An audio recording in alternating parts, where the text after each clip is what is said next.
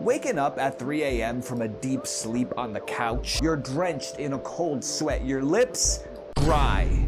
Dry lips have an ass. Like you just used a brick for chapstick. And you've never been more thirsty in your life. A tall glass of water has never looked more appetizing. Meanwhile, right there, blaring on your TV was Adult Swim. Maybe playing some anime you're familiar with and love. Cowboy Bebop, Fooly Cooly, we all heard that Inuyasha ending too. That's a canon event. Sometimes they would just be trying to scare the shit out of you.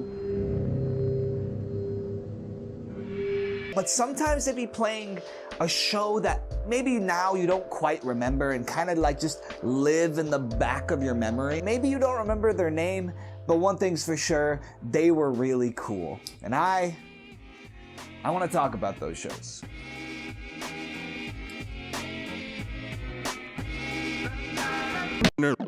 Corner of the internet.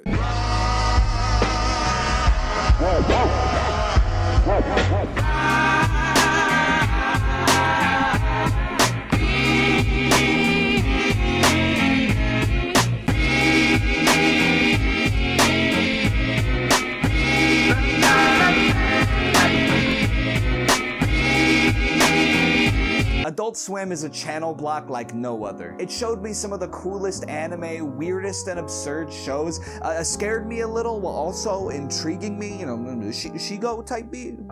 And also put me on to some great music. Hey, what's up? I'm your favorite internet roommate. If you're a viewer of mine, you know how embedded Adult Swim is to the vibe of this channel. Adult Swim was more than a channel. It was like your cool older brother who had like better taste in everything. And it was like being invited into his room late at night to watch these adult shows that you can't watch. Hey, but don't tell mom, okay? And while I remember a lot about Adult Swim, I recently caught myself having this hazy memory of an anime. The dude kind of reminded me of Moroku, but he sounded like Edward Elric. And they were using like boxes to kill demons. Kekkashi Hatake?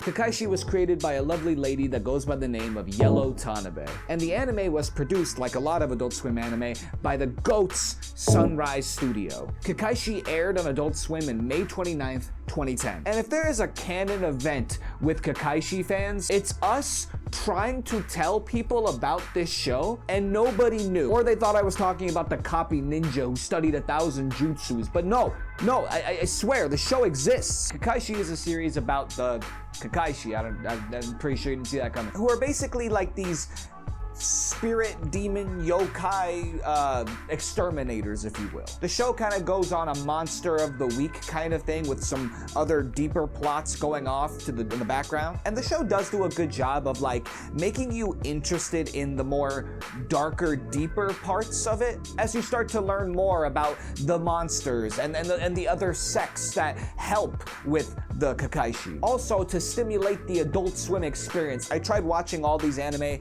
in English dub, and I will say Kekkaishi actually has a really good English dub. I think it's worth watching. Oh, I will say it was kind of funny because I do know these voice actors work pretty prominently, so for a while it was kind of hard to unhear Maka just like bickering with Edward Elric. Just don't talk to me during the day. Think you can do that? Yeah, but you and I are talking right now, so I guess you're okay with that, right? What a pest! Stop harassing me first thing in the morning. What is your problem? Are you holding a grudge because I won last night? No, not really. Aesthetically, this anime is super solid. Once again, it's produced by Sunrise. Typically, anything they did looked fucking amazing, if not at least good to great. And Kekkaishi's animation was pretty consistent throughout. It wasn't often that the Sakuga moments blew me away. They did here and there, but also the animation never got, like, you know, Dragon Ball Super Episode 5, let's never forget. The art style itself looks like a pretty standard 2010s anime, nothing too unique in that regard, though it does have that kind of same vibe as a Fullmetal Alchemist Brotherhood or a Soul Eater, where like the animation tone and style can jump from like very serious to very cartoony, silly when it's time to make like a joke.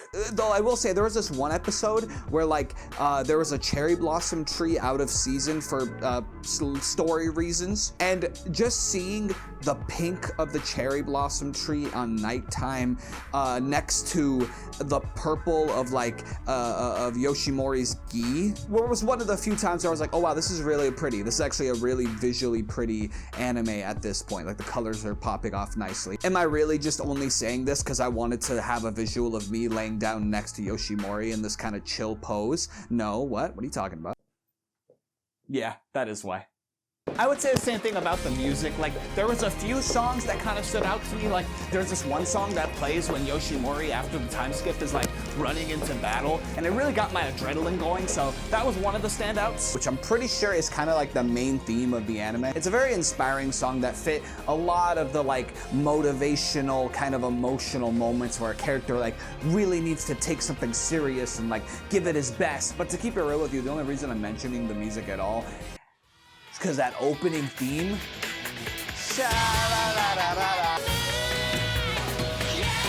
I wanna be a knight. Oh my! I'm always surprised when I find an anime opening theme that I didn't really remember, but then when I hear, I'm like, this shit is like not just good, but like exceptionally good. It's just a really good song in my opinion. It's kind of like the Air Gear opening, where like this opening is literally a fucking banger. Like, what a great fucking song, but not a lot of people talk about this opening, despite it being a really good fucking, like, opening song. The song has a pairing of a male and a female vocal, I'm guessing to kind of, you know, correlate with the main two characters of the show. There's a shredding guitar that backs the whole track, and once again, I think Kekkaishi is a really easy show to get into. When I started rewatching it for this, I dropped into it pretty immediately. Granted, a lot of that could come from the fact that I'm a very big shonen boy, and this show is very shonen in its beats and characters. But there were things that I think were pretty unique that did keep me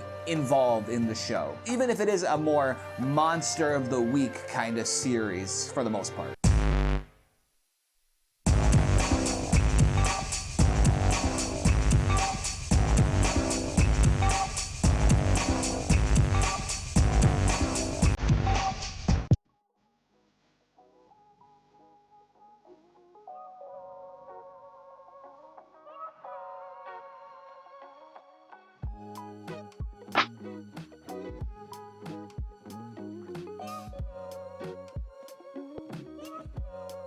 And you too can learn how to say internet pit stop or any other word in multiple languages thanks to today's sponsor, Mondly. That's right, folks. What you just saw right there is yet another perfect segue.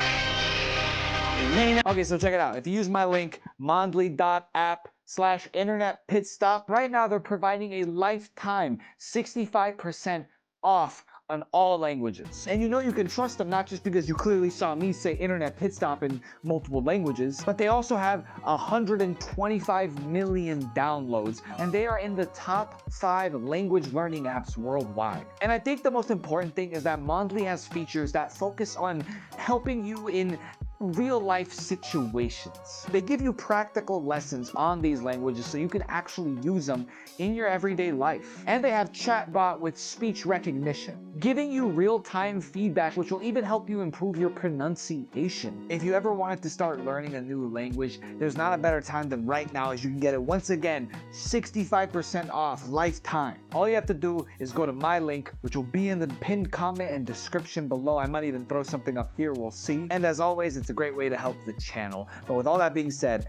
thank you, Mondly, and back to the video. I think one of the most obvious things that captured me, and probably a lot of the people who enjoyed this show, was the really unique power system of using these like spirit boxes called Kekkai to trap demons or monsters. Energy beams? Monsters or buff dudes who fight for you? Cards? Nah. geometry. It's kind of crazy how the show made me appreciate this shit, because I'm gonna be real, geometry's biggest hater right here. You need to leave! Dare I say it? Geometry stinks. The secret side of me, I never let you see. I keep it caged. It's like math was already confusing enough with like the letters and the numbers, and now you want to fucking add shapes. Like what the fuck are we doing? I did fail Geometry 1 though, but like it was the teacher's fault. And much like the story itself, you know, getting slowly deeper than just them doing this monster of the week kind of job, you will be surprised by how this show finds unique ways to really stretch this concept of boxes. Of course, you can use them obviously for trapping the monster or using it to block attacks, but then they learn to like multi-layer a bunch of them to make a stronger version, or using them as movement, or being able to remove certain elements that are within the box, not the entire thing, or changing the properties of the box. Are some boxes more solid while some can be more liquidy, or even making them skinnier, almost rectangle-like, to do more precision type attacks. It's what makes the fights of the show very interesting, because it's not really about am I strong enough to beat this opponent, but more so the characters using their smarts and ingenuity to try to think of a plan on how to defeat the enemy using these boxes, thus making every enemy a sort of puzzle. They have to think outside the box. But to me, what I think is the strongest aspect of this show is its characters. One of the first things I notice, and maybe it's because it's a female mangaka, but typically in a lot of shonen, they always find a way to like make the female character lame as fuck or like obsolete, like even if she was cool at the beginning. But with Tokine, Tanabe does such a great job at making you care about her and her individual strengths and struggles just as much as you care about Yoshimori's. Yoshi is kind of a reluctant protagonist where he has all these responsibilities and duties that are kind of thrown upon him because he is the heir of his family. But yet, even though he disagrees with the system that has been set up for him and people like him, he finds other reasons as to why he needs to do the job and why he cares. While Tokine kind of struggles with being compassionate because she feels she has to do it all. She has to burden it all. And I was totally ready for Yoshi to start, like, you know, caring even more and then start leveling up until eventually he became so strong that, like, you know, Tokine kind of becomes an afterthought and isn't really that important anymore. It's kind of more of a background character. I was ready because that's usually what happens. But in actuality, they not only continue to complement each other's strengths in terms of the way they fight, but also they help each other grow as people and Kekkaishi. And you'll find this care for characterization in sometimes the most randomest places. Like in one of the earlier episodes, you meet this character who's supposed to be an antagonist, and I was very much expecting it to be just another monster of the week, another throwaway kind of villain character that we wouldn't hear much from. But the show then spends so much time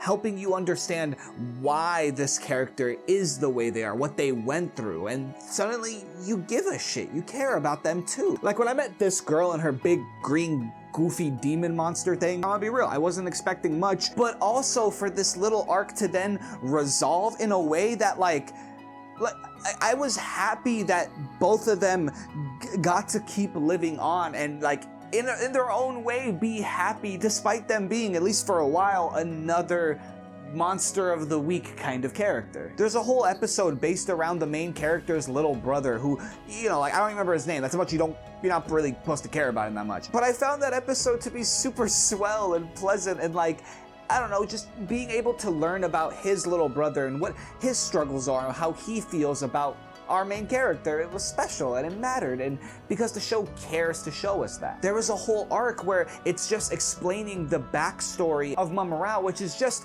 like technically the main character's familiar in a sense that he fights with. But yet we get an entire backstory and this whole beautiful story arc of him and this other wolf who was like his old friend, and it was one of the best arcs of the early parts of the show. This show does a really great job of trying to make you care about everyone in the series. A little too good of a job though. Like one of the fan favorite characters, and I think a character that makes the show so much more engaging and fun, doesn't even come in until like almost halfway through the show. But I think making us care about the characters so much is what allows this show to go into like little random slice of life episodes that doesn't really move the plot further, but yet you still have a good time with them. Like one of my favorite really wholesome early episodes was like where they were trying to help this ghost dude who couldn't pass through life because he had some regrets with his brother, and just our main character helping him solve that problem, kind of rebuild that relationship with his brother by helping him make him a cake. It's a very sweet episode that had me tearing up a bit. It really reminded me of some of the earlier episodes of Yu Yu Hakusho where Yusuke was still a ghost and kind of going around doing good deeds. Because I like the characters, regardless of if there was action going on, it didn't matter. It's really easy to care and root for these characters, especially the main character, because like he doesn't even want to do his job of capturing these monsters out of a sense of like, he doesn't do it because he feels he has to, because that's like the mission. He does it because he genuinely wants to protect people and is empathetic and kind, which is the reason you get these episodes where he's just helping random ghosts, making sure they are happy as they pass when maybe other Kekkaishi wouldn't have. Don't let it fool you though, while he is a nice sweet guy, he still does some cool aura farming shit, so you can still make a sick ass Windows Movie Maker AMV about him.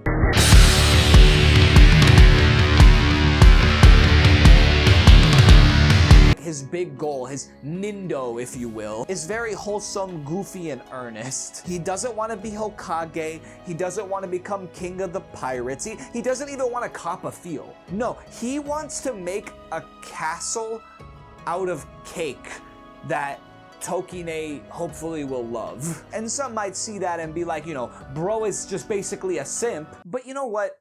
Yes, I'm a simp.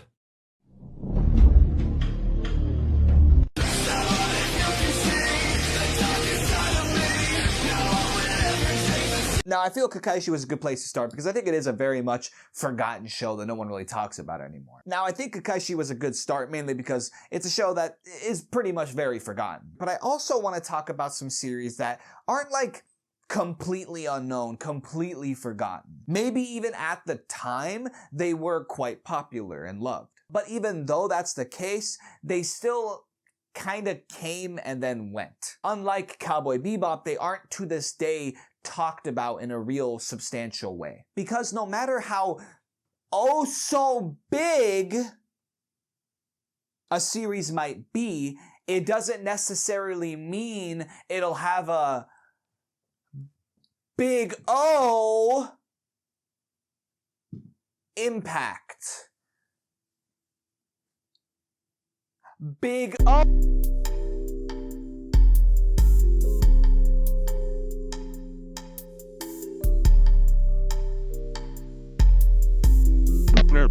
Corner of the internet.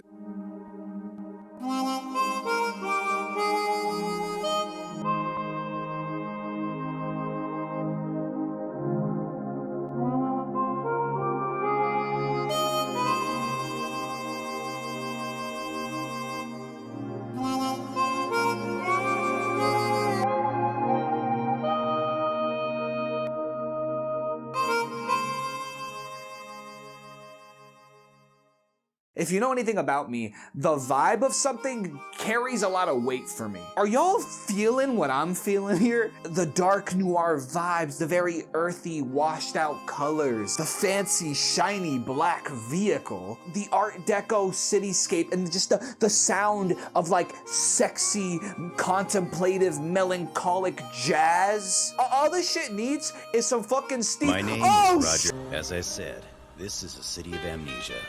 There appears to be what was once an underground transportation system, but all that's down there now are ghosts. It's a dreaded labyrinth, and they say that those who wander in never come out alive. Okay, so I for sure saw this show back in the day, but I must have not been that tapped in because I do not remember that the main character was voiced by one of the, like, I don't know, best voices ever, like, to exist. If I wasn't hooked before, now I definitely am. It's Steve Bloom over some sexy jazz. What the fuck do you expect? Literally anything can sound cool if you put some jazz and just Steve Bloom's voice narrating over it. Which is a big part of the show, is the main character, voiced by Steve, you know, over some jazz, narrating what's going on. It's basically that one meme, you know, where they're like smoking and then they like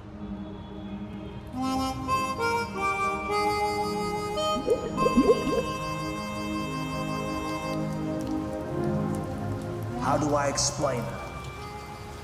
She was cold like a summer's day, hot like a winter's night. All to say, the broad was a contradiction. A walking contradiction. I could never understand her. I put her form into words. Was she a triangle? A sphere? Maybe. Square.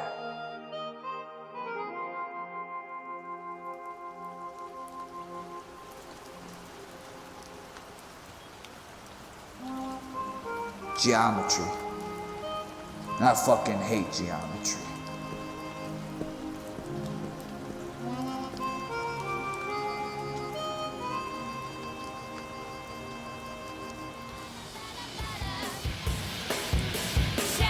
The Big O aired on Adult Swim starting July 7th, 2003. The manga was written by Hitoshi Ariga, which was running parallel to the series. I am still doing the fucking New York accent. I was having fun with it. Fuck do you want from me, huh? Wise guy? God forbid a white boy get his derp on. Fuck are we talking about? The series was created by Keiichi Sato and director Kazuyoshi Katayama. And once again, this was produced by the Goats at Sunrise. Now, both of these guys are kind of instrumental to the making of Big O, and they've done some pretty big stuff before this too. Keiichi before this was designing characters for years, and Katayama actually assisted directed Nausicaa with Hayao Miyazaki.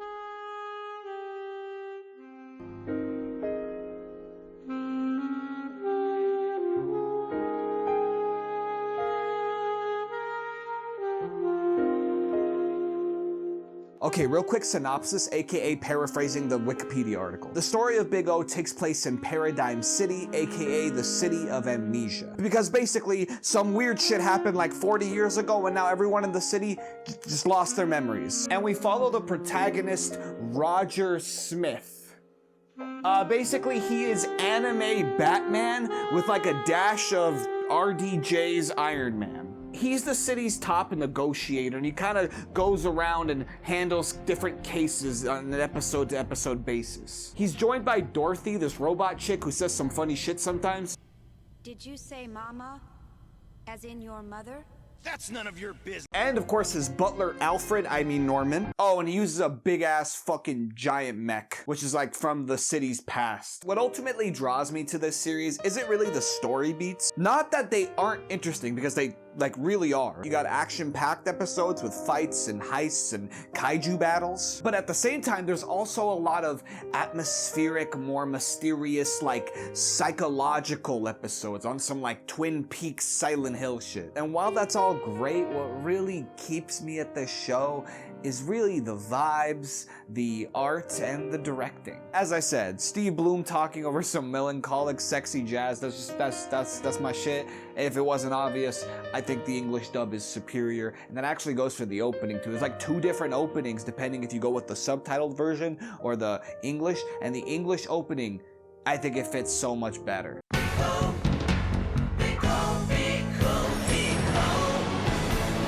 And I think a big part of what creates the vibe of this show is that it was designed to be a tribute of both Western and Japanese shows from the 60s and 70s. To me, it's easily one of the most seamless looking blends of Japanese animation and like Western influences. I'm pretty sure when I first saw it, I wasn't even sure if it was a full-on Japanese anime. And that comes from it being a homage to the types of shows that Keiichi and Kazuyoshi grew up with. So you get this beautiful mix of detective fiction, mecha fiction, and kaiju films. It's this beautiful mix of Giant Robo and Batman the Animated Series, ultimately being this melting pot of influences that is held together by its amazing directing.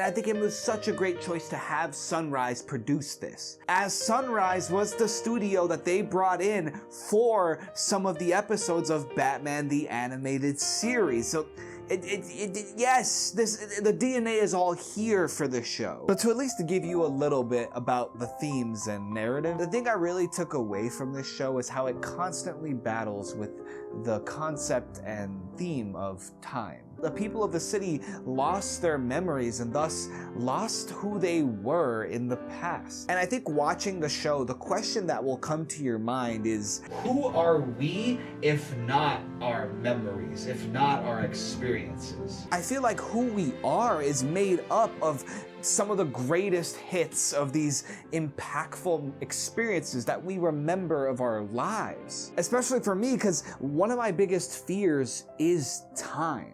But at least from what I got from this show, I get the idea that you could still be somebody and make someone new, even if you don't remember who you once were, or even if you do remember, but maybe you don't want to be that person anymore. You can rebuild, you can become new. It's all about how you wish to spend the time you have left.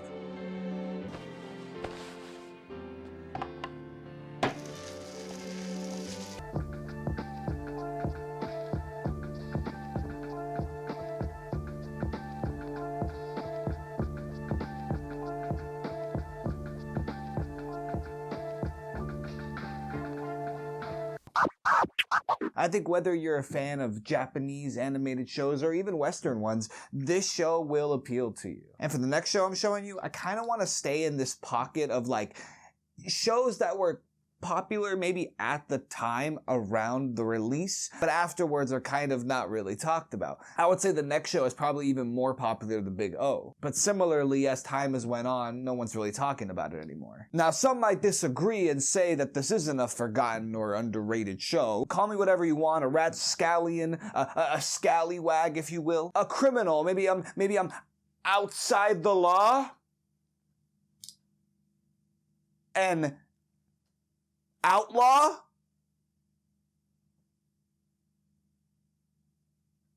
An Outlaw Star.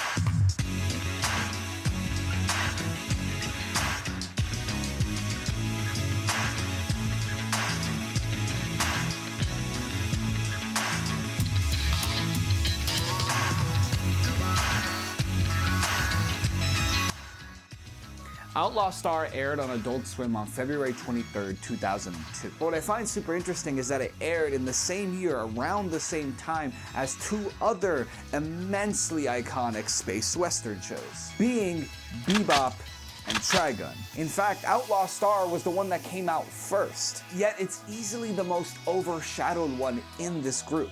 Which is unfortunate because there's a whole lot to mess with this show. Outlaw Star is once again produced by Sunrise Studios and even had a corresponding seinen manga going along with it. Written and illustrated by Takahiko Ito. It starts with our main two of Gene Stormwind and Jim Hawkins, and the eventual crew that they bring together. They become space outlaws, living by their own rules as they search for a treasure known as the Galactic Ley Line in their ship, the Outlaw Star.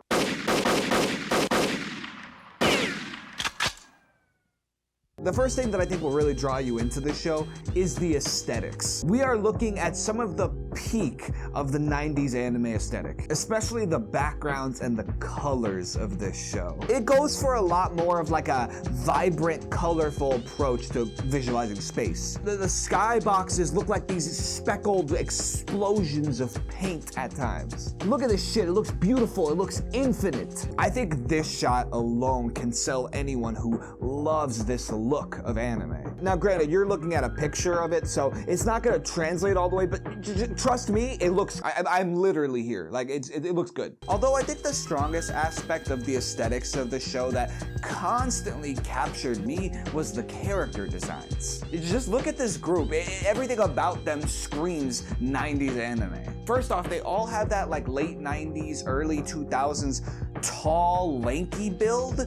I don't know if that's like specific to Sunrise Studios, but like a lot of Sunrise Studios anime drew their characters like this, but I don't know, I really fuck with it. You got Gene with his striking red hair and his big shoulder but like drapey coat. Then you got one of my favorite character designs, Jim Hawkins. Look at this cool ass fucking kid. This is the type of kid I would see while watching this shit growing up and be like, man, I wish I looked like this cool ass fucking kid. He's got this messy, disheveled, but always cool blonde hair with like sometimes he'll wear goggles. I don't know what it is, but I always fuck with characters who wear goggles. I don't know. Goggles Pikachu is best Pikachu in Melee. The perfectly cropped jacket with the baggy pants and the boots. The proportions, pristine. Then you got our resident katana user, samurai type character with Twilight Suzuka. Big fan of her look too, the bandana, the huge ponytail, the two bangs in front to kind of proportion her face, and all her clothes are all drapey to give this kind of mix of cool and elegant look to her. And then of course, again, a 90s anime, we got a strong as fuck cat girl that this show loves to remind you that her race is called Qatar. This is the Orta Honehone, registered to the Qatar Empire, with total authority in all space held by the Qatar Empire. We are docking at Blue Heaven. The Qatar Empire! What should we do? Huh? You're picking a fight with the Qatar? Hey, Jim, tell me, what are the guitar? I'm a big fan of her design too. She kind of reminds me of like a cat version of Deedlit from Lotus War. The long ears, the white bushy hair, this perfect mix of like cool and cute. It's a really memorable design. Probably the most memorable out of the group. Milfina's Eye, not my favorite design, kind of bland. Because I will say, this show, it's kind of a problem with this show. Like, for the most part, I enjoyed the ride of the show. I think it was a fun time. But, man, it really, like, goes in on the gooner shit sometimes. Not just, like, giving you fan service that I didn't really ask for. But also moments where our main character is kind of being a gooner. And it's not endearing. It's not cool. It's just overall creepy, and I don't really fuck with it. Let's talk about some more cool visual shit. Like, look at this sick little fucking robot dude with the Sonic the Hedgehog shoes. This is my favorite character design of this whole anime. Like, this is my god. This is god. This is the silliest, goofiest, but coolest dude I've ever seen. Please keep any girl I ever date away from this monster. He is adorbs. He is the coolest. I hope he would be my best friend if I met him.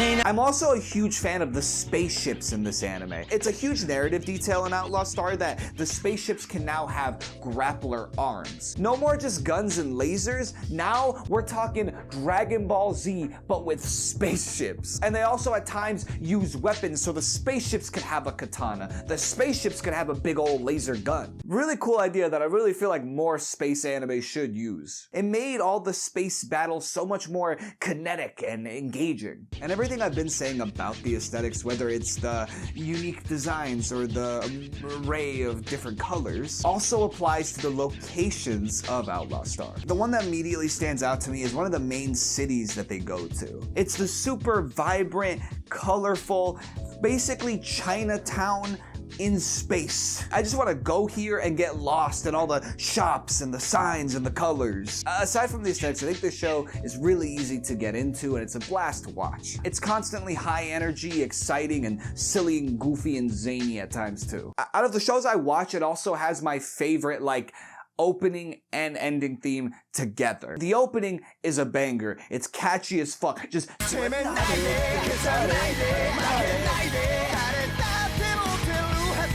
there's no way you can not be excited to watch this when this shit comes on. But then the ending theme is fucking gorgeous. I didn't pay much attention to it growing up, but hearing it now, this might be one of my new favorite ending themes of all time. The sound of the music is just so ethereally, mystifyingly pretty. And the beautiful monotone artwork that goes along with it is so perfectly placed alongside the music. Overall, while story-wise, Outlaw Star didn't really impact me in the same way that Bebop or Trigun did, I still feel there's enough different and unique here that resonates and makes it worth the watch. I loved how the episodes would open with the narrator giving us a rundown of the episode-focused character's backstory, or just parts of this huge world. But I think the biggest takeaway I took from this show is how much heart it has, and the message that it personifies. That ultimately you are the master of your own destiny. And even if you can't find it at first, sometimes the journey and the people you meet along that journey to that discovery is far more important than the discovery itself.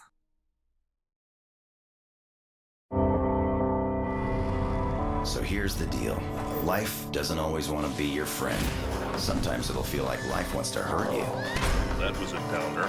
But you can't just hide, because nobody likes a quitter. I'll go first. You gotta take chances. This fire isn't gonna stop me.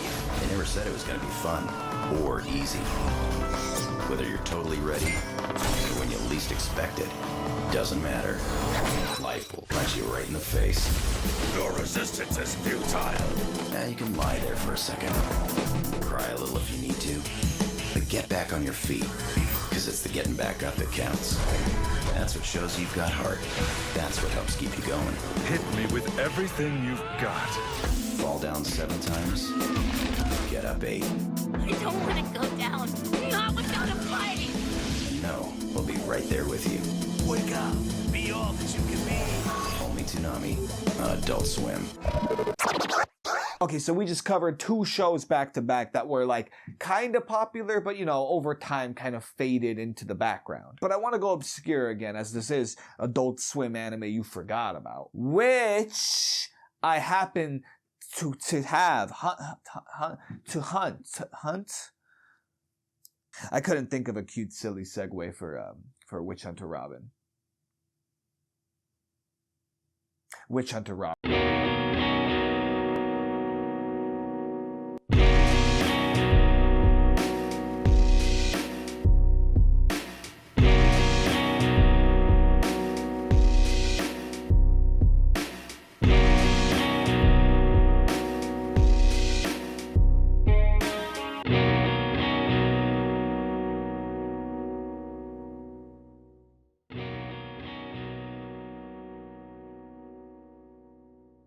When I think of late 90s, early 2000s angsty anime, I think of Ergo Proxy, I think of Wolf's Rain, and of course, Witch Hunter Robin. Witch Hunter Robin was once again produced by Sunrise and aired on Adult Swim on February 16, 2004. It follows this fictional kind of organization called Solomon. Using their knowledge and skills, they keep a database on witches and they fight harmful uses of witchcraft, which they themselves have also obtained the power of witchcraft, which basically they carry through like a gene in their genetics. And basically it's the classic taking criminals, making them cops so they can fight other criminals like them who are like doing it in bad or worser ways. And they just got a new member with our main girl here, Robin, who is an especially powerful witchcraft user. And this is another show that immediately captures me through, once again, the vibes. Everything about this show screams late 90s, early 2000s like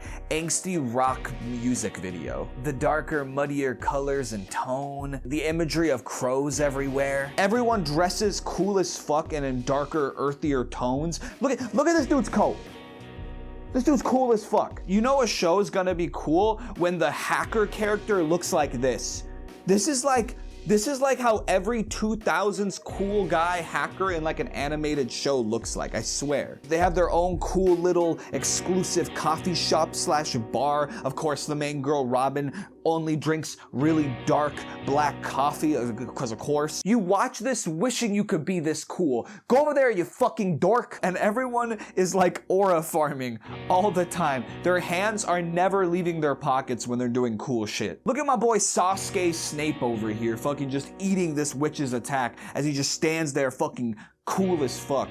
The aesthetics and vibes all come together in this mix of gothic and sci-fi. You got the all-black outfits and jewelry that gives you the gothic aesthetic, but where there would be a regular cross necklace is now a like technology-based sci-fi cross necklace. And I found the music to be a really big standout for me. There's some tracks that are more like horror-esque that inspire mystery and intrigue. Real like finding a dark secret lab with a bunch of like weird tubes and shit type beat. But easily, to me, the best tracks are the more, I guess you could say, pleasant, kind of upbeatish ones. Or as I would describe them, Silent Hill, Resident Evil save point type beat, where the track constantly carries this melancholically serene feel. There's always that tinge of sadness, but also a little bit of hope in there, and these really addictive drum loops that just keep you engaged. But the most memorable and iconic piece of music that came from this anime is, of course, the opening theme, Shell. Oh my god, the way this song opens with that edgy, just strumming guitar. Then pairing that with the hauntingly beautiful voice of the singer and these visuals, which a lot of them seem to be shot for shot ripped from like a Madonna music video. But again, when I'm seeing it, all I see is late 90s, early 2000s angsty rock music video. Look at this shit. The visuals of Robin kind of like hugging the TV in this like lowly room lit with candles, to the shot of Amon once again aura farming in this heavy fog. My favorite shots being the more candid ones, like with Robin just kind of having fun, balancing herself on a beam, followed by some real playful light shots of her just throughout the city, ending on her smile with the guitar just doing this final resolving riff.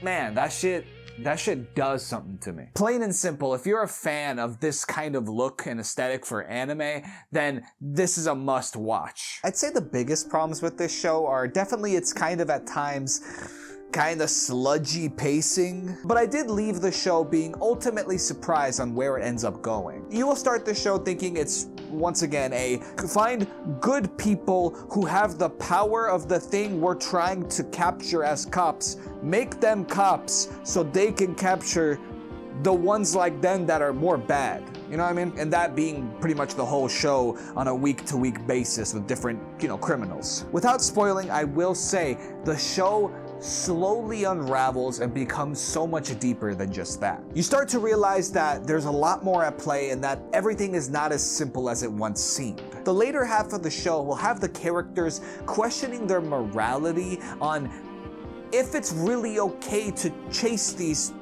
monsters. In a sense, the morality of killing their own kind and the motivations of this organization. And are these witches that they're chasing actually crazy, evil, pure evil bad guys? And we have to capture them because they're dangerous and have powers? Or are they maybe just put into situations where they're forced to kind of fight back?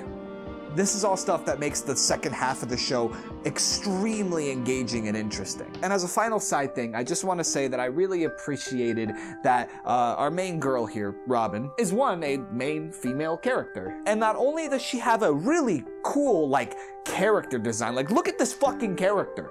Cool as fuck, iconic. But she's also super competent and handles all her fights and has her own struggles and eternal battles. But mainly is the fact that she actually kicks ass, like really well. I'm mentioning this because a show that I put adjacent to this, Ergo Proxy, this show also has a main female lead with a really cool character design. Look at this. But yet I only remember one episode where she actually does some cool shit. The rest of the show, she's just getting saved or just not doing anything cool. I don't know.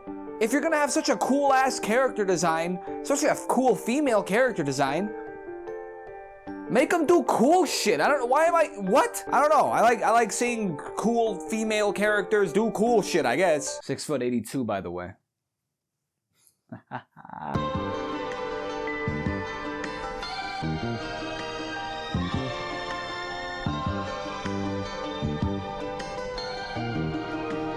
And for the final show I want to talk about, I wanted to pick one that I felt wasn't just another kind of forgotten over time kind of show, but specifically it embodies that feeling that I'm talking about of waking up at 3 a.m., Adult Swim is on TV, and it's playing some weird, kind of eerie, kind of creepy, but intriguing shit that will forever stain your memory. So much so that you might have some paranoia. Maybe you're so paranoid that they make you an agent of paranoia. What are we, some kind of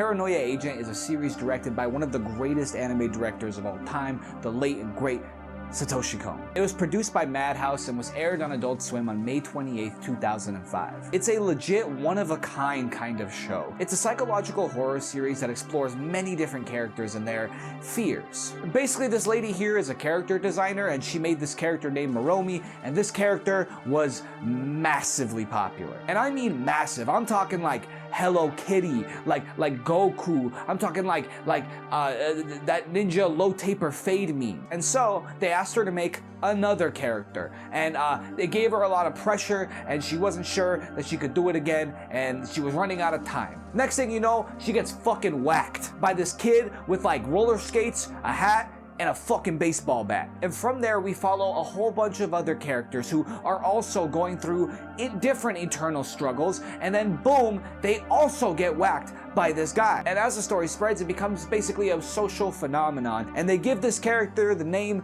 Shonen Batu, or Little Slugger in America, but I'm not calling him that because my dick is huge. I'm pretty much gonna use this time to just glaze Satoshi Kon's directing. Like, don't get me wrong, there's a whole lot to love about this show. For one, I think it does an exemplary job of continuing Satoshi Kon's amazing ability to mess with you psychologically, where he introduces a mystery and then like shit gets so psychologically confusing that not only are the characters confused as to what's real and what isn't, but so are you. But what I think it shows best is Kon's ability to show the interplay between reality and fantasy. It's a thing that Kon does in all his stuff, but because this is a multi-episode series, you get to see it even more fleshed out in so many different types of scenarios. Because each episode has a different character that it follows with a different storyline. Basically, every episode kind of goes like this. A character is struggling with some eternal battle, or something just sucks about their life and it's not going so great. And you kind of watch to see how they cope with it until they slowly unravel until the end of the episode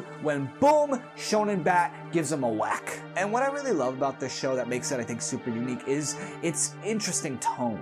A lot of times the show is tackling a lot of dark, very human and understandable subject matter. You're bound to relate to at least one of the characters and their struggles, but the tone will be like so absurdly silly or like zany. One of the most classic examples of that is you follow these three characters who all met online because they hate their lives, and basically they're just spending the day together having a good time, but what they're trying to do, they're trying to log out, okay? They're trying to log out of the game and having this like super cute, enjoyable day together. It's so like happy and you know, gumdrops and rainbows and shit, but they're literally trying to log out. But you see, that goes back to the whole reality versus fantasy thing that I think is a big theme of this show. Here's a quote from Kon where he really kind of explains it.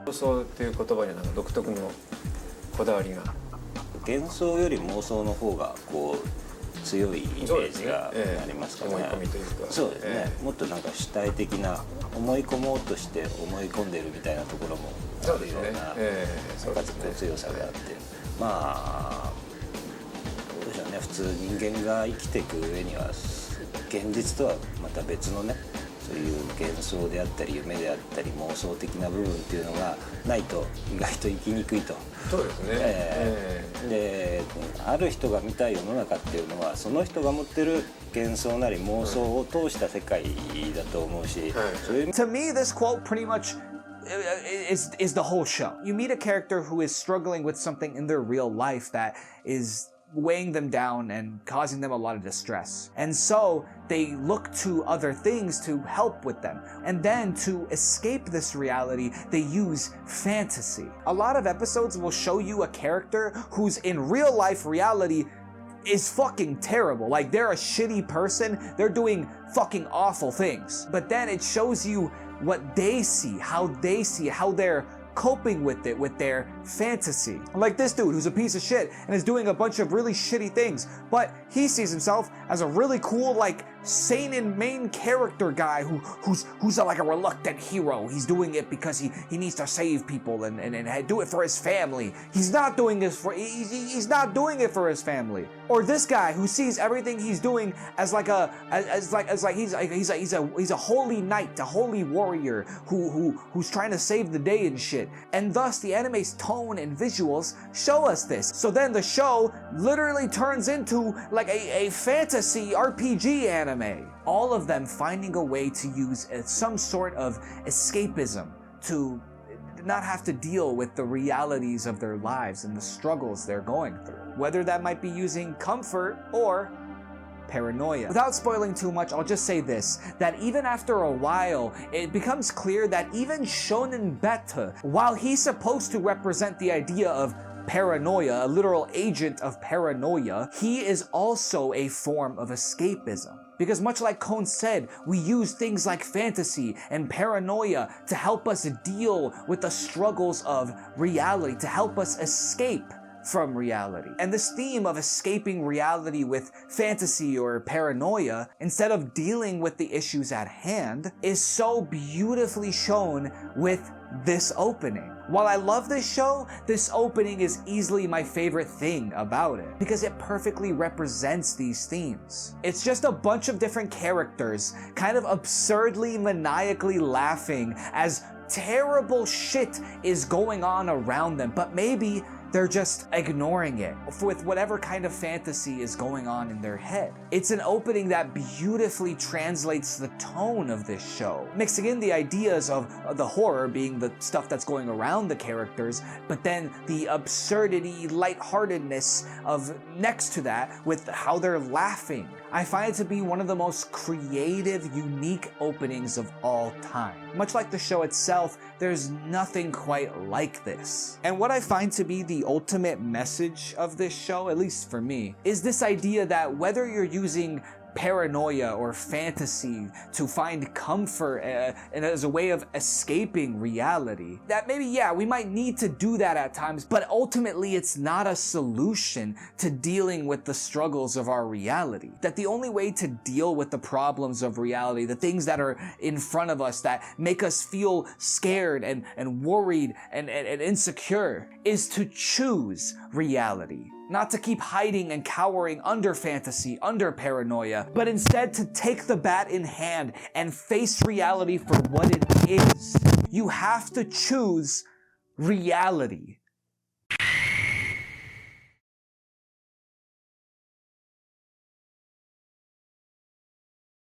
I think it's okay to look for escapism at times. We all need it. Sometimes you need fantasy. Sometimes you need a little paranoia. But don't get lost in it.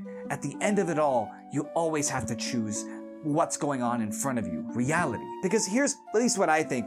If you keep running from reality, whether it's with paranoia, whether it's fantasy, reality always has a way of catching up to you. And if all you've been doing is running away from it, eventually when it does, you won't be prepared for when life hits.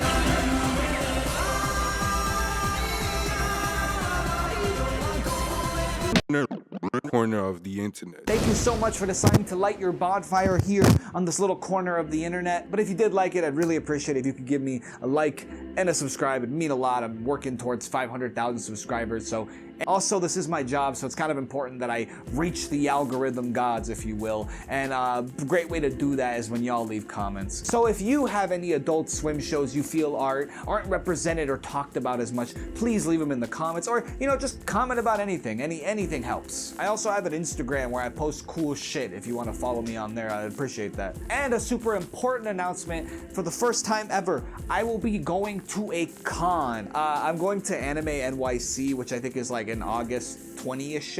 You guys can look it up, but yes, all 3 days. If you want to see your boy, meet me there. If you want to dap me up, maybe tell me I have a cute smile or something, you can go do that at Anime NYC. I'd love to meet some of y'all. It'd be really cool. I haven't ever really met a viewer, so yeah, I'll be out there. If you want to come meet, say what's up. And lastly, if you want to support me in the best way you can do that on my Patreon. You can do it for as little as 3 beans. It helps me keep the lights on, lets me keep doing this as a job.